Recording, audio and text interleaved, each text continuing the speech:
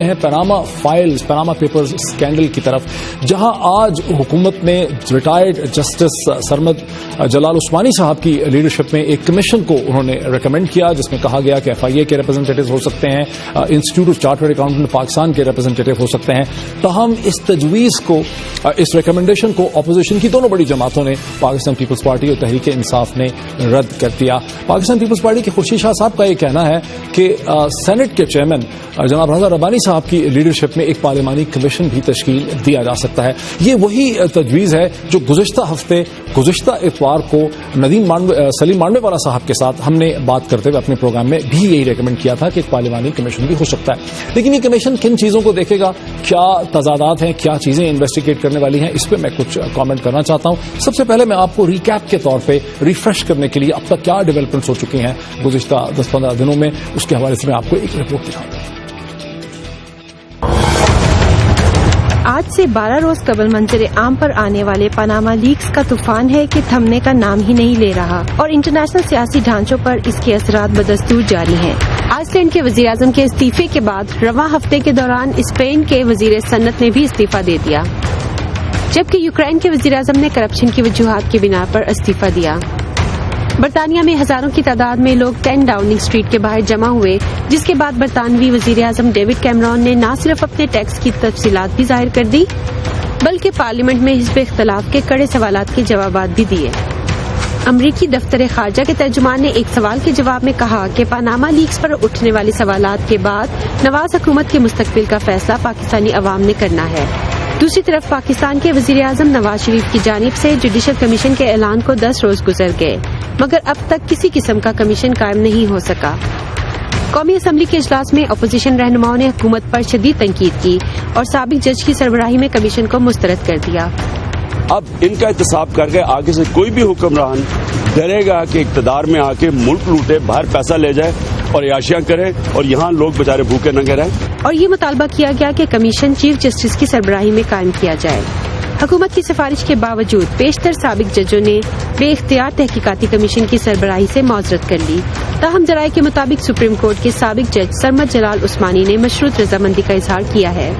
تحریک انصاف اس وقت دیگر سیاسی جماعتوں کے ساتھ وزیر اعظم کے خلاف احتجاج کے لیے مشاورت میں مصروف ہے، جبکہ پیپلز پارٹی نے تحریک انصاف سے اپنے راستے جدا کر لیے اور اپنی حکمت عملی تیار کر رہے ہیں۔ دوسری جانب وزیر اعظم نواز شریف اس وقت علاج کے لیے لندن میں موجود ہیں، اور یہ بھی متوقع ہے کہ وہ سابق صدر آصف علی زرداری سے پاناما لیکس کے حوالے سے ملاقات کریں گے، مگر بلاول زرداری کا ٹویٹ بھی سامنے آیا کہ ایسی کوئی ملاقات نہیں ہو رہی۔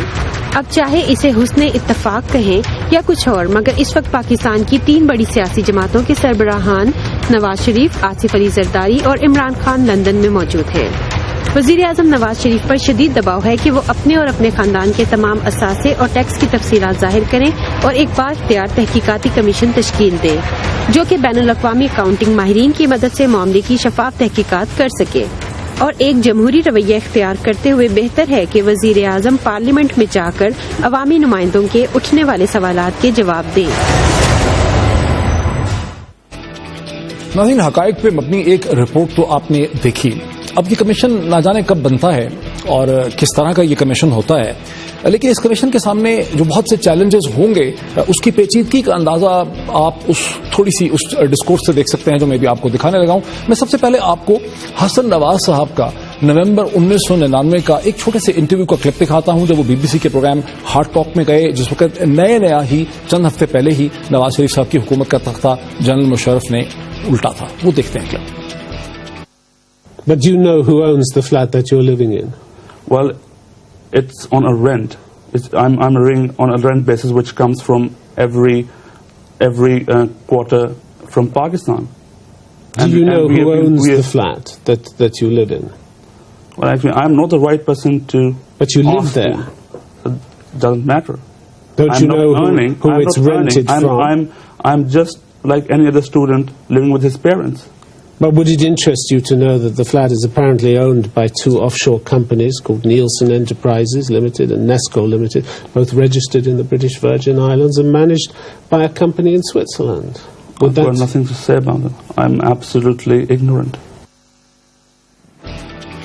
اب ناظرین دیکھیں، حسن نواز صاحب یہ کہتے ہیں کہ میں ان اپارٹمنٹس میں رہتا تو ہوں لیکن مجھے پتہ نہیں ہے کہ یہ اپارٹمنٹس کس کے ہیں، ہم تو اس کا کرایہ دیتے ہیں، وہ کرایہ مجھے پاکستان سے ملتا ہے. اور بی بی سی کا جو ہارٹ ٹاک کا اینکر پرسن ہے وہ انہیں اپنے کاغذ دیکھ کے کہتا ہے کہ نیلسن اور نیسکول جو ہیں وہ ان اپارٹمنٹس کو اون کرتے ہیں. لیکن پیچیدگی اس وقت بڑھ جاتی ہے. میرے ہاتھ میں ایک آرٹیکل ہے، لیوک ہارڈنگ اینڈ روڈی میکارتھی کا یہ پیس ہے.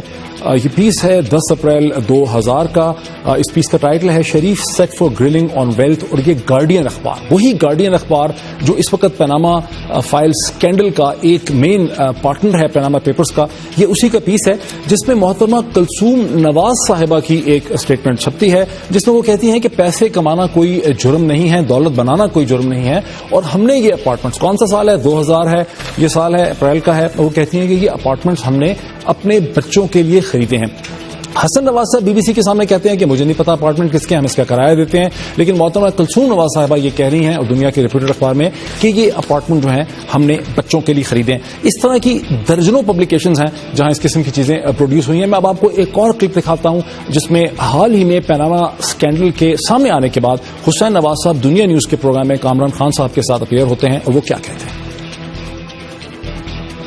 پاناما پیپرز والوں کو کوئی غلط فہمی ہوئی ہے، وہاں پہ کوئی فلیٹ 16A جو ہے موجود نہیں ہے فزیکلی، ٹھیک ہے جی، اور یہ چیز جو ہے نا وہاں بلڈنگ سے ویریفائی کی جا سکتی ہے. فلیٹ 17 اور 17A جو ہے اور ان کو 2006 میں جو ہے نا یہ ایکوائر کیا گیا، اور 2006 میں ایکوائر کیا گیا. اس کے بعد سے لے کے آج تک جو ہے نا وہ ہماری ملکیت ہے.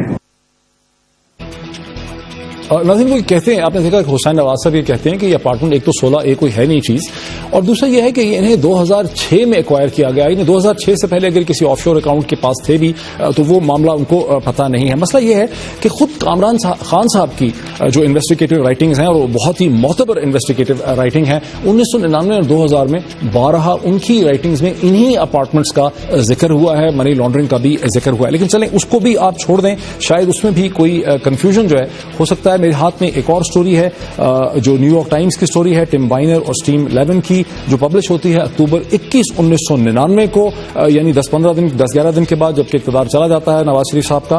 فارمر لیڈر آف پاکستان میں فیس کرپشن ٹرائل، اور اس کے اندر بڑی تفصیل سے نیو یارک ٹائمز کہتا ہے کہ ہم نے رپورٹس دیکھی ہیں اور لندن کے 4 اپارٹمنٹس جو ہیں ان کا ذکر ہے، اور ملینز آف ڈالرز جو ہیں ان کی منی لانڈرنگ کا بھی وہاں پہ ذکر کیا جاتا ہے. چلیں اخبارات جو ہیں اس میں، اور یہ درجنوں اور بھی ایسے اخبارات ہیں جس میں برطانیہ کا اخبار گارڈین ہے، آبزرور ہے، ہندوستان کا اخبار انڈین ایکسپریس ہے، امریکہ کا نیو یارک ٹائمز ہے، واشنگٹن پوسٹ ہے، جہاں پہ یہ سب چیزیں جو ہیں ریپروڈیوس ہوئی ہیں. لیکن اس سے بھی زیادہ جو بہت ہی دلچسپ چیز ہے کہ جب حسن نواز نومبر 1999 میں بی بی سی کو کہتے ہیں کہ مجھے نہیں پتا کہ یہ اپارٹمنٹ کس کے ہیں، جب کلثوم نواز صاحبہ یہ کہتی ہیں کہ یہ اپارٹمنٹ ہم نے بچوں کے لیے خریدے، انہی دنوں میں 1998 سے لے کے 2000 تک لندن پاس ہیں. اور یہ مقدمہ ہے التوفیق کمپنی کا خلاف ہے، حدیبیہ پیپر ملز لمیٹڈ کا، میاں محمد شریف صاحب کے، میاں محمد شریف اور شہباز شریف صاحب کے، اور میاں محمد عباس شریف صاحب اس میں ڈیفینڈنٹس ہیں. اور اس مقدمے کا پہلا فیصلہ جو ہے وہ مارچ 1999 میں آتا ہے، جس میں لندن کے ان اپارٹمنٹس کو اسکیڈول میں مینشن کیا گیا ہے اور ان 4 فلیٹس کی اٹیچمنٹ کی بات کی گئی ہے. اسی طرح پھر نومبر 1999 میں نواز شریف صاحب کی حکومت چلے جانے کے کچھ دنوں کے بعد اس کا ایک سیکنڈ فیصلہ آتا ہے اپیل کا، جس میں کہا جاتا ہے شریف خاندان کو کہ آپ $32 ملین یعنی $3 کروڑ 20 لاکھ جو ہے جو قرضہ پہلے لیا تھا التوفیق گروپ سے اس کو واپس ادا کریں، ادروائز یہ پراپرٹیز جو ہیں ان کو اٹیچ کر دیا جاتا ہے. پھر ہمیں اخباری رپورٹ سے پتہ چلتا ہے کہ دونوں یعنی شریف خاندان اور التوفیق کے درمیان میں ایک صلح ہو جاتی ہے، ان میں نیگوشیشن ہوتی ہے، جس کے نتیجے میں یہ $32 ملین جو ہیں پے کیے جاتے ہیں. پھر ایک اور فیصلہ ہوتا ہے جسے کنسنسس ڈیسیژن کہا جاتا ہے لندن کورٹ کا، اور وہ 25 جنوری 2000 کو ہوتا ہے، جس میں کہ یہ کیسز جو ہیں یہ فائنلی پیمنٹ کے بعد وڈرا ہو جاتے ہیں. اب یہ سوال ہے، یہ وہ چیزیں ہیں، یہ وہ حقائق ہیں جنہیں کبھی بھی شریف فیملی نے آج تک، چونکہ پبلش ہوئے ہیں، یہ ہو سکتا ہے غلط بھی ہوں، ہم نہیں کہتے، لیکن یہ پبلش ہوئے ہیں دنیا کی ریپیوٹڈ پبلیکیشنز میں، پاکستان میں بھی پبلش ہوئے ہیں، انہیں کبھی ڈینائی نہیں کیا گیا. اب ایک نیا سوال یہ کھڑا ہوتا ہے کہ وہ جو $32 ملین ہیں، یعنی وہ $3 کروڑ 20 لاکھ ہیں، روپے نہیں ہیں، $3 کروڑ 20 لاکھ ہیں، اس وقت جنوری 2000 میں جبکہ شریف خاندان کے اکثر لوگ پاکستان کی جیلوں میں پڑے ہوئے تھے اور صرف حسن نواز ہی باہر برطانیہ میں تھے، تو یہ $3 کروڑ کروڑ 20 لاکھ ڈالر کہاں سے آئے ہیں؟ سوٹ کیس میں آئے ہیں, کوئی ٹرانزیکشن ہوئی ہوگی, بینکنگ ٹرانزیکشن ہے, کہاں پہ یہ ادائیگی ہوئی ہے, کس نے یہ ادائیگی کی ہے, کس اکاؤنٹ سے یہ پیسے آئے ہیں. تو یہ بڑے اہم قسم کے وہ سوالات ہیں جو کہ جب یہ کمیشن بنے گا اور یہ کس قسم کا یہ کمیشن ہوگا جو ان سوالات کی جانچ پڑتال کر سکے گا, اس کمیشن کے کیا اختیارات ہوں گے, اس کی کیا طاقت ہوگی, اس کی کیا رینج ہوگی, یہ وہ بڑے اہم قسم کے سوالات ہیں جس کے درمیان میں ہم سنتے ہیں کہ حکومت یہ کہہ رہی ہے کہ ریٹائرڈ جسٹس سرمد جلال عثمانی صاحب کو حکومت ریکمینڈ کر رہی ہے, خورشید شاہ صاحب کہہ رہے ہیں کہ رضا ربانی صاحب کو چیئرمین سینٹ کی حیثیت سے پارلیمانی کمیشن کا انچارج جو ہے وہ بنایا جائے جو کہ انویسٹیگیٹ کرے. سوال یہ ہے کہ کیا یہ کمیشن ان تمام حقائق کو, ان تمام ڈاکومنٹس کو ایکسیس کر سکے گا, اسے یہ اتھارٹی دی جائے گی, کیا نواز شریف صاحب کا خاندان جو ہے اس کے ساتھ کوآپریٹ کرے گا. یہ تمام دنیا بھر کے اخبارات اور پیریوڈیکلز کی جو پبلیکیشن ہے, کورٹ کے جو ڈیسیجنز ہیں, یہ اس کمیشن کے سامنے رکھے جائیں گے. یہ وہ سوالات ہیں جو ذہن میں ہیں. ایک بریک لیتے ہیں اور اسی حوالے سے کہ کیا کچھ کمیشن کر پائے گا یا اس کا کوئی سیاسی حل نکلے گا اور اس کا سیاسی امپیکٹ کیا ہوا ہے اب تک پاکستان کی سیاست پہ, اس پہ مزید بات کرتے ہیں آفٹر بریک.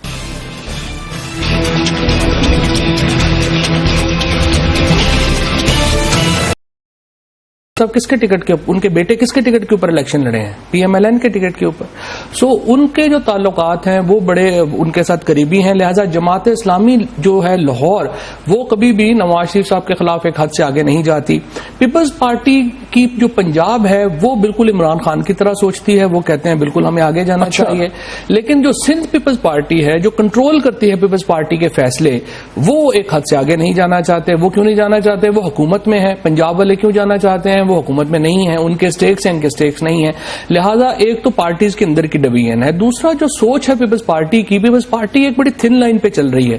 دیکھیں اگر وہ اس وقت نواز شریف حکومت کو ڈیسٹیبلائز کر دیں تو کیا ہوگا؟ الیکشن ہوں گے, تو الیکشن میں پیپلز پارٹی, لیکن پیپلز پارٹی کے پاس تو اتنی گراؤنڈ سپورٹ ہے ہی نہیں پنجاب کے اندر کہ وہ نواز شریف صاحب کو ڈیسٹیبلائز کر سکیں. نہیں, لیکن اس کی ایک عمران خان کیوں چاہ رہے ہیں پیپلز پارٹی کی حمایت؟ اگر وہ ایک grand opposition alliance Imran Khan بنا سکتے یا بنا پائیں تو اس کا ایک پریشر اتنا زیادہ ماؤنٹ ہو جاتا ہے نواز شریف صاحب کے اوپر کہ پھر ایک سمبولک, جس طرح سے پرویز مشرف صاحب کے اوپر کیا ہوا تھا, سب پارٹیز اکٹھی ہو گئی تھی نا پارلیمان کے اندر, ان کو استعفا دینا پڑا. ان کو فوج تو نہیں کہہ رہی تھی استعفا دینے کو, یا باقی اس وقت تو نہیں کہہ رہے تھے. اور دوسرا پھر موہد یہ جو ہم بات کرتے ہیں آئس لینڈ کے پرائم منسٹر نے ریزائن کر دیا, یا کیمرون وغیرہ, پریشر آیا ڈیوڈ کیمرون, کہاں سے پریشر آیا؟ ان کی اپنی پارلیمانی پارٹیز کی پریشر آیا ہے. ہمارے ہاں جو ڈیموکریسی کی ڈس فنکشنالٹی ہے وہ بنیادی طور کے اوپر پولیٹیکل پارٹیز کی ڈس فنکشنالٹی ہے. جب تک پولیٹیکل پارٹیز ہیں ہی نہیں دراصل, نہیں, یہ بیسیکلی پرسنالٹی کلٹس ہیں. پھر سرداری نظام ہے. مثلا اگر آپ ایک سردار کے ساتھ نہیں ہیں, اپنے قبیلے کے خلاف بات کر رہے ہیں, تو آپ ٹرائب سے آؤٹ ہو جاتے ہیں. پاکستان کی پولیٹیکل پارٹیز ماڈرن سینس میں پولیٹیکل پارٹیز ہی نہیں ہیں. یہ تو ایک جمہوریت کے اندر ایک شام ٹرائبل کلٹ سے جو بنے ہوئے ہیں. مثلا دیکھیں نا, اگر یہ پارلیمانی پارٹی ہوتی, نواز شریف صاحب نے, پی ایم ایل این نے, یہ آپ کہہ لیں کہ کوئی بالکل جعلی کام کرنے کے لیے بھی پارلیمانی پارٹی کی میٹنگ تک نہیں بلائی. انہوں نے صرف میٹنگ بلائی ہے اپنی فیملی کی اور اپنے کلوز دوستوں کی, اور وہاں پہ ڈسکشن کی ہے. مجھے آپ بتائیے کہ کہیں دنیا میں پارلیمنٹری ڈیموکریسی جہاں پہ ہو وہاں پہ اس طرح سے, اور پارٹیز کے ایم این اے جو ہیں ان میں کسی کو کچھ پتہ نہیں ہے کہ یہ پریشر ہی نہیں ہوا کہ وہ پارلیمنٹ میں آئیں اور پارلیمنٹ میں آ کے ایکسپلین کریں, جیسا کہ ڈیوڈ کیمرون نے 6 دن کیا اور 2 دن وہ پارلیمنٹ میں بیٹھے رہے, اور وہاں پہ ڈوجی ڈے وہ کس قسم کے ان کو مطلب القاب. اور پہلے انہوں نے اپنی پارلیمانی پارٹی کی میٹنگ بلائی, پہلے اپنے لوگوں کو انہوں نے سیٹسفائی کیا کہ یار ایسے نہیں ہے, یہ تھا, میرے باپ نے بنایا تھا, 40,000 پاؤنڈ ہے میرا, خدا کا خوف کرو, یہ تو نہیں. اچھا, نواز شریف صاحب جو ہے انہوں نے 3 مہینے پہلے انہیں انڈین ایکسپریس نے اور گارڈین نے ای میل ڈالی اور کہا کہ جناب یہی آپ کے اوپر الزامات ہیں, آپ بتائیے. انہوں نے کیا کیا, انہوں نے حسین نواز صاحب کو بلایا وہاں پہ اور کہا کہ یار یہ 2 اینکرز ہیں, ان کو انٹرویو دے دو اور بتا دو کہ کیا ہے یہ وہ. کوئی اپنی میٹنگ نہیں ہے. کسی مطلب ایم این اے جو ہیں ان کی کہتے ہیں نا پرائم منسٹر عزت کیوں کرے, کیونکہ ان کی حیثیت ہی نہیں ہے نہ پارلیمنٹ. اس وقت مجھے بتائیں آخری آپ کو یاد ہے کیبنٹ میٹنگ کب ہوئی تھی؟ سو بیسکلی تو پھر ہے کہ پیناما فائلز کا جو اسکینڈل ہے, اس نے پاکستانی سیاست کے اندر کی جو کمزوریاں اور اس کی جو ایک ڈس فنکشنالٹی ہے کہ پاکستان کی سیاسی جماعتیں نہیں ہیں, یہاں پارلیمنٹ کا اس کی کوئی پاور نہیں ہے, اور پرائم منسٹر ہوں یا کسی بھی پارٹی کے لیڈر ہوں وہ کسی سیاسی جماعت سے یا پارلیمنٹ سے یا نیشنل اسمبلی سے اپنی پاور کو ڈیرائیو ہی نہیں کرتے ہیں. بالکل نہیں کرتے. بلکہ وہ پارٹی صرف ان کے جو ہے وہ کلٹ سے ڈرائیو کر رہی ہیں, ان کا اپنا نہیں ہے. چونکہ دیکھیں ایک تو ٹائم اتنا عرصہ ہو, اب عمران خان اکیلے کھڑے ہیں, وہ پولیٹیکل سسٹم کو چیلنج بھی کر رہے ہیں, وہ روز بات بھی کر رہے ہیں, لیکن عمران خان کی اپنی پولیٹیکل پرابلمز اتنی زیادہ ہیں. مثلا کیا پولیٹیکل پرابلمز ہیں؟ دیکھیں ایک تو ان پالیٹکس ہمیشہ انکلوسیو ہوتی ہے, وہ بہت ایکسکلوسیو پالیٹکس جو ہے وہ تحریک انصاف کرتی ہے. پھر جب الیکٹورل اگر آپ پالیٹکس کے اوپر آئیں گے تو تحریک انصاف بالکل ہی زیرو ہے, ان کا کوئی پتہ نہیں ہے, ڈسٹرکٹس کی پالیٹکس کا ان کو کچھ اندازہ نہیں ہے. ابھی جب ڈلیوری کے اوپر آپ نے دیکھا کہ جب KPK میں ان کی گورنمنٹ بنی ہے, ان کو جھٹکا لگا ہے کہ اتنا آسان نہیں ہے حکومت کرنا. سو ان کی جو پالیٹکس ہے وہ بڑی جو ہے وہ کمزور ہے, اور ان کے اپنے مسائل ہیں جن کے لیکن وہاں جا کے برطانیہ میں وہ لا فرمز کے ساتھ مل رہے ہیں, خبر آ رہی ہے کہ وہ جہانگیر ترین جو ہے وہ آڈٹ لا فرمز وغیرہ کے ساتھ مل رہے ہیں, اس میں سے کچھ نکل رہا ہے. دیکھیں مجھے یوں لگتا ہے معید کہ اس میں جو سب سے بڑا پرابلم پاکستان میں کمیشنز وغیرہ جو ہیں وہ ہمیشہ بنتے ہیں صرف دبانے کے لیے. جیسے مثلا ابھی بھی اگر آپ ریسنٹ کمیشنز دیکھ لیں, چاہے وہ ماڈل ٹاؤن کا کمیشن ہو, چاہے وہ حامد میر صاحب کا کمیشن ہو, جتنے بھی کمیشن, سلیم شہزاد کا سڈل کمیشن, سارے کمیشنز میں بنے ہیں وہ صرف کوآپریٹو سوسائٹیز کا بنا تھا ایک زمانہ, وہ 93 میں بنا تھا, وہ تو خیر اس کا تو قصہ ہی اور ہے. خیر اینی ویز وہاں اس میں کمیشن میں جو جج تھے وہ بعد میں پتا چلا وہ تو میاں صاحب کے اپنے ملازم ہیں اور اب بھی ماشاءاللہ رائیونڈ میں. خیر ان کو تو چھوڑ ہی دیں. اچھا اب معاملہ اس وقت لیکن جو سیریس ہے PMLN کے لیے تو نہیں, خیر نواز شریف صاحب کے لیے وہ ہے جو انٹرنیشنل انویسٹیگیشن کی بات ہو رہی ہے. اگر آپ دیکھیں تو یہ جو ہمارا جو پریزیڈنٹ اوباما نے شروع میں کامنٹ کیا تھا کیوبا سے, اچھا اب نواز شریف صاحب تو پاکستان میں اس لیے ڈسکس ہو رہے ہیں کہ ہمارا کنسرن ہے. دنیا میں کون سے دو رہنما ڈسکس, پیوٹن اور چائنیز. تو اس کا مطلب کیا ہے کہ ویسٹ ان کے خلاف یہ انویسٹیگیشن کو آسانی سے ڈائی ڈاؤن نہیں ہونے دے گا. لہٰذا پیناما کے پرائم پریزیڈنٹ نے, اوباما نے, اور اب تو ڈیوڈ کیمرون نے بھی اپنی جو وہاں پہ تقریر کی ہے, بالکل صحیح, اور اس میں انہوں نے کہا کہ ہم انٹرنیشنل انویسٹیگیشن. اچھا اب جو اور پیناما والے یہ چاہتے ہیں کہ اپنا نام کلیئر کریں, اس لیے وہ کہہ رہے ہیں کہ اس پورے معاملے میں انٹرنیشنل انویسٹیگیشن ہونی چاہیے. یہ اصل میں ایک گلوبل ایشو ہے, یہ پیناما کا ایشو نہیں ہے, یہ ہمارا مسئلہ نہیں تھا. اچھا اب ہوگا کیا؟ اب یہاں پہ جو کمیشن بنے گا, مجھے بتائیں کہ وہ کمیشن کو کیا ایویڈنس ملے گی؟ کیا یہاں پیپرز یہاں پہ ہیں؟ نہیں ہے. پیسے یہاں پہ ہیں؟ نہیں ہے. بزنسز یہاں پہ ہیں؟ نہیں ہے. تو یہاں پہ کمیشن کیا جھک مارے گا؟ دیکھیں میں نے یہ سنا ہے بعض سورسز سے, بڑے کریڈیبل سورسز سے جو کلوز ہیں to the rolling family, Nawaz Sharif صاحب کی فیملی سے, کہ نواز شریف صاحب کی سوچ یہ ہے کہ ان کے جو بچے ہیں حسن نواز اور حسین نواز, وہ یہ کہتے ہیں کہ میرے نام پہ تو نہیں ہے, انہی کے نام پہ یہ آف شور کمپنیز تھیں, انہوں نے خود کلیم بھی کیا, اونرشپ بھی لی ہے انہوں نے. آ کے آپ نے دیکھا ٹیلی ویژن پروگرام میں حسین نواز صاحب نے لیے. تو کوئی بھی کمیشن جب بن جائے گا تو پھر اس کے سامنے ہم اپنی اسٹیٹمنٹ بھی دے دیں گے فائنینشیل, اور حسین نواز اور حسن نواز جو ہیں وہ اس کمیشن کے سامنے پیش ہو جائیں گے اور اپنی صفائی دیں گے. اس میں کوئی آپ کو کیا ہے مسئلہ؟ بچے اس قابل ہوتے تو معاملات ہی یہاں پہ نہ پہنچتے. یہ بچوں نے مروایا ہے حسین صاحب نے, حسین نواز شریف صاحب اپنے آ کے ادھر یہ جو انہوں نے بیوقوفانہ انٹرویوز دیے, جہاں پہ پہلے تو انہوں نے کہا چلے کوئی مل ملا کے کر لیں, لیکن پھر ایک دو جب انڈیپینڈنٹ ہوئے تو وہ بالکل ہی اڑ گئے. وہ بچے نہیں کر سکے, پہلے بھی نہیں کر سکے, دوبارہ بھی نہیں کر سکیں گے. اور سب کو پتا ہے کہ بچے اتنے ٹیلنٹڈ نہیں ہیں کہ صرف 27 سال کی عمر میں اتنی بڑی فارچونز کھڑی کر لیں. ہر ایک کو پتا ہے. کمیشن بڑا مطلب پاکستانی انداز میں کہہ لیں کہ سمجھدار کمیشن ہو یا کمزور سا کمیشن ہو تو پھر تو وہ سمجھا لیں گے اس کو. کمیشن کو سب سے پہلے تو مجھے یہ بتائیے نا, آپ کمیشن ہے, آپ کو کچھ بنیادی چیزیں چاہیے نا انویسٹیگیٹ کرنے کے لیے. آپ مجھے بتائیں آپ کاغذ کہاں سے لائیں گے؟ آپ کو پیناما جانا پڑے گا نا. پینامین آپ کے ساتھ تعاون کرے نہ کرے, آپ پیسے کیسے پکڑیں گے؟ پیسے تو پاکستان میں ہے ہی نہیں ہے. پرابلم کیا آنی ہے؟ پرابلم جو آنی ہے وہ انٹرنیشنل انویسٹیگیشن ہے. جب وہ آئے گی, کیونکہ وہاں پہ وہ نواز شریف صاحب کو اور ان کے بچوں کو نہیں بلائیں گے, وہ صرف بتائیں گے کہ جناب یہ پیسے تھے, اتنے پیسے آپ نے یہاں پہ کمپنی بنائی, اتنے پیسے آپ نے ٹرانسفر کیے. وہ ڈیٹا پاکستان آئے گا اور پھر پتا چلے گا کہ مزید کیا کیا ہوا ہے, because it just tip of the ice برگ. فرینکلی ابھی تو ایک لاکھ. لیکن ان کا مین فوکس جو ہے وہ نواز شریف صاحب پہ نہیں ہوگا, وہ شاید اتنے انٹرسٹڈ نہیں ہوں گے. یہ نہیں, وہ نہیں ہوں گے, ہم ہوں گے نا. ہاں, لیکن پھر بھی وہ چیزیں تو آئیں گی. اس وقت بھی یہ بھی جو کیس ہے یہ بنیادی طور پہ نواز شریف صاحب کے اوپر تو دنیا میں نہیں ہے نا. دنیا میں تو جیسے آپ نے کہا کہ بنیادی طور پہ اگر 10 ملین ڈاکومنٹس ہیں, اور ظاہر ہے جن لوگوں نے 1 لاکھ جرنلسٹ نے, اور گارڈین اخبار بھی ہے, اس میں جرمن پیپرز بھی ہیں, اس میں اتنی بڑی جرنلسٹک کمیونٹی ہے, اور الزام بھی ہے کہ چلے CIA بھی اس کے پیچھے ہے, تو یہ چیز انہوں نے روکنی تو نہیں ہے. نہیں روکنی, یہ انہوں نے صرف اسے کہتے ہیں ایک ڈسکلوجر کر کے تو نہیں روکنا تھا. اس کا مطلب ہے اس چیز نے ویکیلیکس کی طرح اب آگے چلنا ہے. یہ کلیکٹرل ہے. ہم تو ویسے بھی پھنس گئے. نواز شریف صاحب کی تو بدقسمتی تھی یہ کہیں پہ بھی ان کا ذکر اذکار نہیں ہونا تھا. وہ جو اپنا لا فرم ہے اس کے میں اصل میں پوٹن اور چائنیز پریزیڈنٹ ہیں, انہوں نے الٹیمیٹلی انویسٹیگیشن میں جانا ہے. ان کو اور دنیا نے ویسٹ نے گندا کرنا ہے. اس میں تھوڑا سا ہمیں بھی کرنا پڑے گا. ظاہر ہے اب ہم نے بھی پیسے وہاں پہ رکھے ہوئے تھے, غلطی ہو گئی, نہیں حسین بھائی کو پتا تھا. تو وہ اس طرح کی اور بھی فرمز ہوں گی دنیا میں, یہ ایک تھوڑا ہوگی. ایگزیکٹلی اس طرح کی تو بے شمار. دیکھیں نا کیا کہا جا رہا ہے. ایک کہہ رہے ہیں کہ 21.5 ٹریلین ڈالر ہے, ایک کہہ رہے ہیں 34 ٹریلین ڈالر ہے. تو اس لا فرم کے پاس تو ابھی صرف جو ہے وہ بہت ہی چھوٹا حصہ ہے جو نکلا ہے. اب آگے سوئس لیکس بھی آ سکتی ہیں, مزید پینیمین لیکس بھی آ سکتی ہیں. بیسک خطرہ یہ ہے نواز شریف صاحب کو سیاسی طور پہ کہ اگر یہ انٹرنیشنل انویسٹیگیشن آگے چلتی ہے اور مزید حقائق وہاں سے ڈسکلوز کیے جاتے ہیں, فیکٹس آتے ہیں, وہ اخباروں کو ریلیز ہوں گے, وہ اخبار اس کو پرنٹ کریں گے اور پھر پاکستان میں یہ چیزیں ہوں گی. تو پاکستان میں جو کوشش کی جا رہی ہے کہ اس کو سیاسی طور پہ کسی طرح سے ختم کر دیا جائے. جیسے مظہر عباس صاحب نے فرانس ایک پیس لکھا ہے, انہوں نے لکھا ہے کہ جی بچے کمیشن کے سامنے آ جائیں گے, فلان چیز ہو جائے گی, پارٹیز کی آپس میں بات چیت ہو رہی ہے.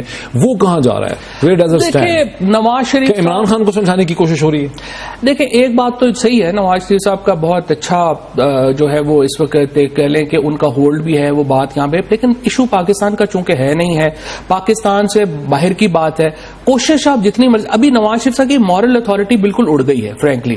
وہ ریڈیوس ہو گئے ہیں. اگر آپ چونکہ آپ تو بہت ہی کروز کور کرتے رہے, جو یوسف رضا گیلانی صاحب اپنے آخری سال میں تھے وہ اس پوزیشن پہ آ گئے ہیں. اب یہ اگر اقتدار سے لٹکے رہیں گے تو 2018 میں اسٹیٹ ڈپارٹمنٹ کی جو اسٹیٹمنٹ آئی ہے اس کے بعد یہ بات بڑی واضح ہے کہ کوئی کی ویسٹرن انسٹیٹیوشن یا گورنمنٹ یا کوئی اسے کہتے ہیں میڈیا جو ہے, نیو یارک ٹائمز ہو گیا یا واشنگٹن پوسٹ ہو گیا یا گارڈین تو خود ہی اس کو ہیڈ کر رہا ہے, کہیں سے ان کو وہ سپورٹ نہیں ملے گی جو 2014 میں جب جمہوریت ان کے اوپر تھا تو انہوں نے اس کو پریزنٹ کیا ملٹری ورسز ڈیموکریسی. انہوں نے کہا کہ فوج جو ہے وہ ایک الیکٹڈ گورنمنٹ کو ڈسپلیس کرنے کی کوشش کر رہی ہے. یہاں اب وہ سین نہیں ہے. فوج کا کیا تعلق ہے؟ لیکن اسٹیبلشمنٹ کا کیا پرسپیکٹو ہے؟ ٹوٹل خاموشی ہے, سائلنس اور ڈیتھ ہے. اسٹیبلشمنٹ ایک تو بات یہ ہے کہ اندر سے تو ظاہر ہے اسٹیبلشمنٹ بڑی خوش ہوگی. اسٹیبلشمنٹ کی تو موہر لگ گئی ہے.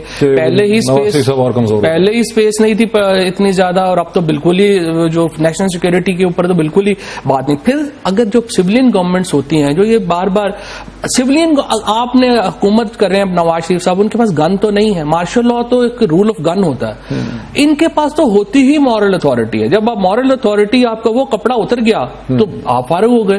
اب مسئلہ یہ ہے کہ نواز شریف صاحب کس طرح سے وہ اتھارٹی ایکسرسائز کریں, کیسے ریسٹور کریں. آپ بتا دیں نواز شریف صاحب کے. دیکھیں اس کے لیے میرے خیال میں تو نواز شریف صاحب کو اب ضرورت یہی ہے کہ وہ اپنی ایک فیملی کی ان کی ضرورت ہے ان کو, کیونکہ پولیٹیکل پارٹیز تو رول ادا نہیں کر رہی.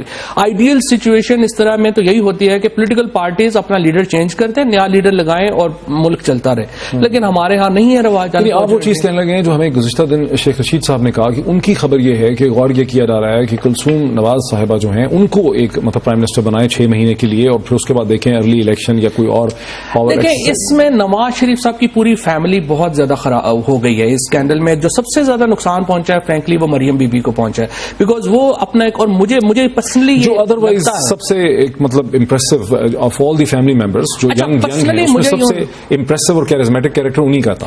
مجھے پرسنلی یہ لگتا ہے کہ جس طرح سے گھروں میں ہوتا ہے, فرینکلی ہو سکتا ہے مریم بی بی کو پتا بھی نہ ہو کہ یہ پراپرٹی میری ہے, ان کو بھائیوں نے کہا اس پہ سائن کر دو, انہوں نے کر دیے سائن اور واٹ ایور, لیکن ان کو بہت نقصان پہنچا ہے اس سارے معاملے کا. اور یقینی طور کے اوپر جب ان کی وہ کلپ چلی ہے کہ میری کوئی پراپرٹی نہیں ہے اور بھائیوں کی نہیں ہے, ان کا امپریشن مجھے لگ رہا ہے کہ جینوئنلی ہی یہ تھا کہ کچھ نہیں ہے, لیکن ان کے ساتھ غلطی ہو گئی ہے واٹ ایور جو بھی ہو گیا.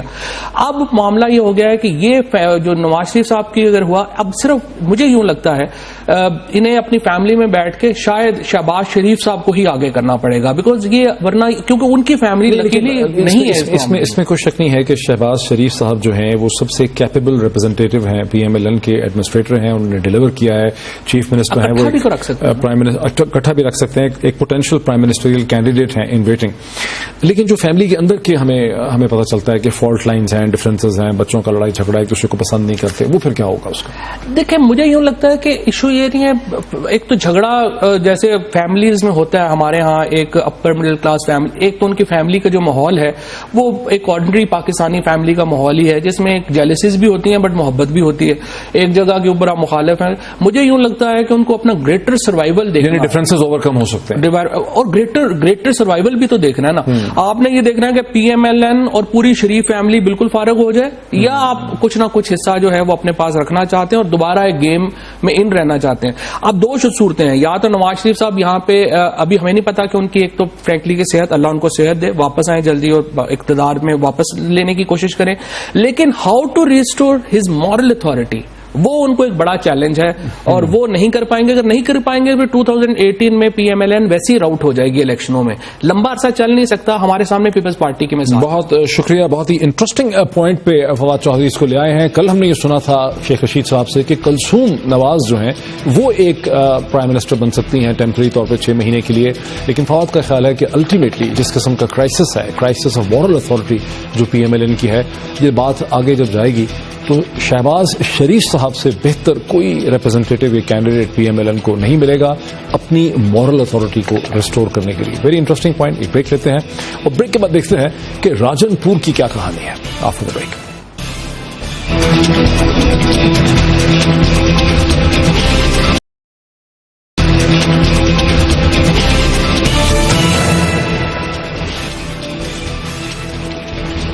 ناظرین ویلکم بیک. جیسا کہ آپ خبروں میں مسلسل سن رہے ہیں, جنوبی پنجاب میں دریائے سندھ کے ساتھ ساتھ راجن پور کے علاقے میں ایک بہت ہی دردناک, بڑی ٹریجک سچویشن ایکٹیویٹیز جو ہے جاری رکھتا ہے. ان کا رابطہ جو ہے سندھ کے کچھ جو گینگ ہیں, وہاں پہ معروف گینگ ہیں جس کو آپ کہہ سکتے ہیں عام زبان میں, ان کے ساتھ رابطہ ہے. اور وہ اسلحہ جو ہے لیٹسٹ وہ وہاں سے ان کو جو ہے پوری پراپر سپلائی, جس کو کہتے ہیں بابا لانگ گروپ ایک تھا وہاں پہ. بٹ بھٹی صاحب, پنجاب پولیس کو اور ان کے آئی جی پی کو تو یہ سارے حقائق معلوم ہوتے نا, پھر ایک ال پریپیئرڈ آپریشن کرنے کی وجہ کیا بنی؟ جی یہ ان پریپیئرڈ آپریشن ڈاکٹر صاحب نہیں ہے, لیکن اس میں فیلئر تھوڑا سا ضرور ہے, ویکنیسز ضرور ہیں. انہوں نے بقول آئی جی پنجاب مشتاق سکھیرا کے جی کہ انہوں نے 90 دن تک جو ہے وہ ریکی کی ہے اس پورے علاقے کی. ان کے ساتھ جو ہے دیگر حساس ادارے بھی موجود تھے اس میں. لیکن بھٹی صاحب ہم یہ بھی دیکھ رہے ہیں ان پرنٹ, ہم یہ بھی کامنٹ سن رہے ہیں کہ پنجاب کے آئی جی پی جو ہیں ان پہ دباؤ تھا کہ وہ آپریشن کریں, فوج کی مدد نہ لیں. جو لوکل پولیس کمانڈ ہے اس نے یہ خبر لیک کی ہے کہ ان کا خیال تھا کہ اس میں فوج کو انوالو کرنا چاہیے, بیکاز فوج کی ہیلپ کے بغیر یہ ہو نہیں پائے گا, اور ایسا ہو جاتا. لیکن آئی جی پی نے کہا کہ نہیں, انہوں نے کہا میں خود جا کے لڑوں گا. اور پھر جو ڈی پی اوز تھے وہ بےچارے ایک غیرت میں آ گئے, ان کو جا کے آپریشن کرنا پڑا. ہم تو اس طرح کی خبریں مل رہی ہیں. جی ڈاکٹر صاحب, یہ کسی حد تک خبریں بالکل درست ہیں آپ کی کہ جی یہ بالکل ہوا ہے, ان پہ پریشر بھی تھا, لیکن ہمیں بہت سارے پہلوؤں کو غور سے دیکھنا چاہیے کہ آپریشن کا فیلئر کیوں ہوا, آپریشن میں ویکنیسز کیوں تھی. آئی جی پی پنجاب جو ہیں وہ 8 دن کے بعد ملتان پہنچے, اس کے بعد انہوں نے خود فرنٹ لائن پر آئے, اور اس کے باوجود ناکامی کیوں ہوئی. اس میں جو ناکامی ہے سب سے بڑی وہ یہ تھی کہ جو پنجاب پولیس کے جو جوان ہیں, جو اہلکاران وہاں پہ موجود تھے, وہ اس دریا کے اندر جا کے کشتیوں پہ لڑنے کی ان کی کوئی ٹریننگ نہیں تھی, سرے سے ہی نہیں تھی. اور پنجاب کے جو پولیس کے جو جوان تھے ان کو اس حد تک ریزسٹنس کی بھی امید نہیں کی جا رہی تھی. اس میں یہاں پہ تھوڑی سی فیلئر ضرور ہوا. پنجاب پولیس کا جو ریکی 90 دن کی وہ شاید پراپر نہیں ہو سکی, یا وہ اس کے ریزلٹس وہ نہیں آئے جو ان کی امید تھی, یا وہ ریکی کچھ رپورٹس ان کی غلط ثابت ہوئی, اور آگے سے ریزسٹنس چھوٹو گینگ کی جانب سے بہت زیادہ ہوئی.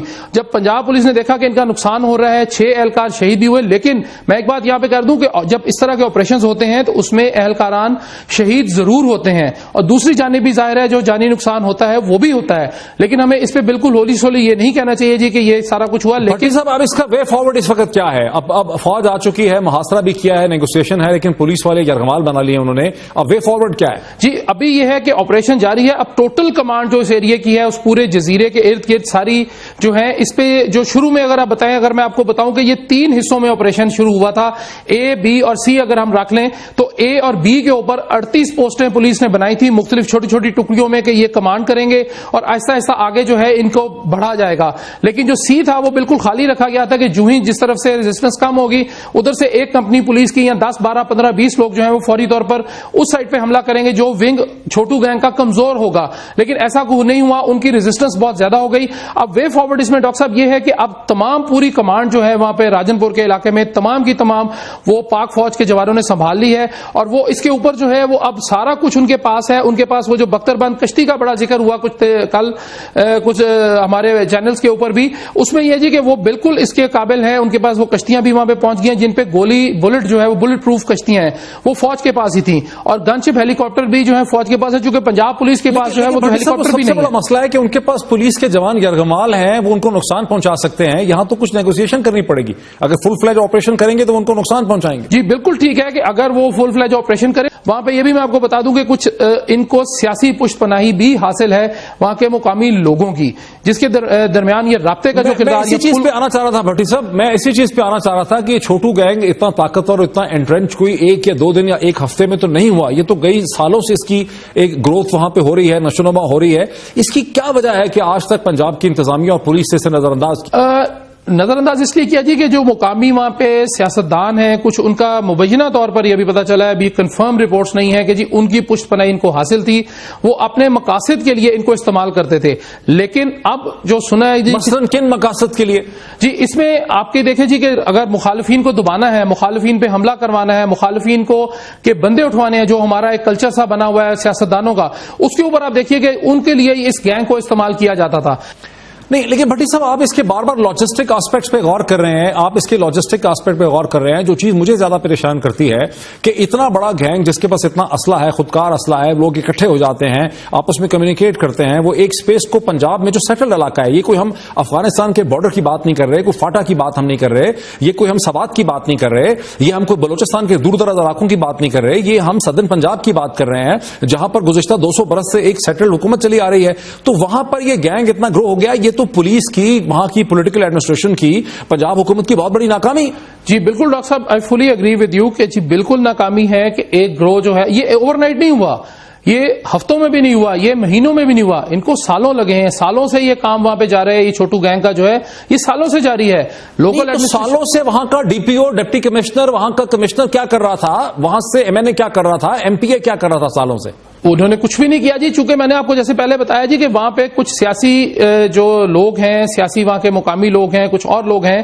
یہاں کے ایم این اے کون ہیں, اس علاقے کے ایم این اے کون ہیں, ایم پی اے کون ہے؟ جی ایم پی اے جو ہیں وہ تو میں آپ کو بتا دوں جی کہ سردار شیر علی گرچانی جو ڈپٹی اسپیکر پنجاب اسمبلی ہیں, اس علاقے سے وہ ایم پی اے ہیں, اور ان کا جو ہے وہ اب ان کو بھی ویسے تو آنا چاہیے تھا میدان عمل میں, لیکن وہ خاموش ہیں, ان سے بات بھی نہیں ہو سکی ابھی تک. لیکن انہوں نے کوئی ایسا اس پہ بیان بھی نہیں دیا, کیونکہ ان کو جو ایم پی اے, مقامی ایم پی ہوتا ہے, اس کو کچھ نہ کچھ ضرور پتا ہوتا ہے جی کہ کون سا کام کدھر غلط ہو رہا ہے, لیکن اس پہ وہ بولے نہیں. حیران کن بات ہے, لیکن بولے نہیں. بتائیں, آخری کوشچن کی بتا دیجیے گا, کیا اس قسم کے اور بھی نو گو ایریاز ہیں سدرن پنجاب میں جہاں اس قسم کے چیلنجز ہو سکتے ہیں لا ایڈمنسٹریشن کو؟ جی ڈاکٹر صاحب, یہ تو وہ ایریا ہے جو ہمارے سامنے آ گیا ہے, میڈیا کے سامنے آ گیا ہے. ڈیفینیٹلی جہاں تک میرا ذاتی خیال ہے کہ ضرور ہوں گے جو چھوٹے چھوٹے جزیرے ہیں جو بنے ہوئے ہیں دریائے سندھ کے پاس, خصوصاً جو بارڈرنگ ایریا ہے, چونکہ پنجاب حکومت کا یہی تھا, ابھی جو حساس اداروں نے آپریشن شروع کیے, وہ جو سویپنگ آپریشن شروع کیے دہشت گردوں کے خلاف, دہشت گردی کے خلاف, تو انہوں نے بارڈرنگ ایریاز کو بہت زیادہ فوکس کیا ہوا ہے. ارسلان بھٹی صاحب, بہت شکریہ. لاہور کے بیورو چیف ارسلان رفیق بھٹی صاحب ہمیں تفصیل سے بتا رہے تھے کہ راجن پور کے علاقے میں ڈکیتوں کے ساتھ, چھوٹو گینگ کے ساتھ جو ناکامی ہوئی ہے پولیس کے آپریشن میں, اس کی لاجسٹک وجوہات کیا ہیں, تیاری ٹھیک نہیں تھی, اور وہاں کے سیاسی حالات کس قسم کے ہیں کہ ان ڈکیتوں کو سیاسی پشت پناہی جو ہے حاصل رہی ہے. آج اتنا ہی, کل پھر آپ سے ملاقات ہوتی ہے. بہت شکریہ.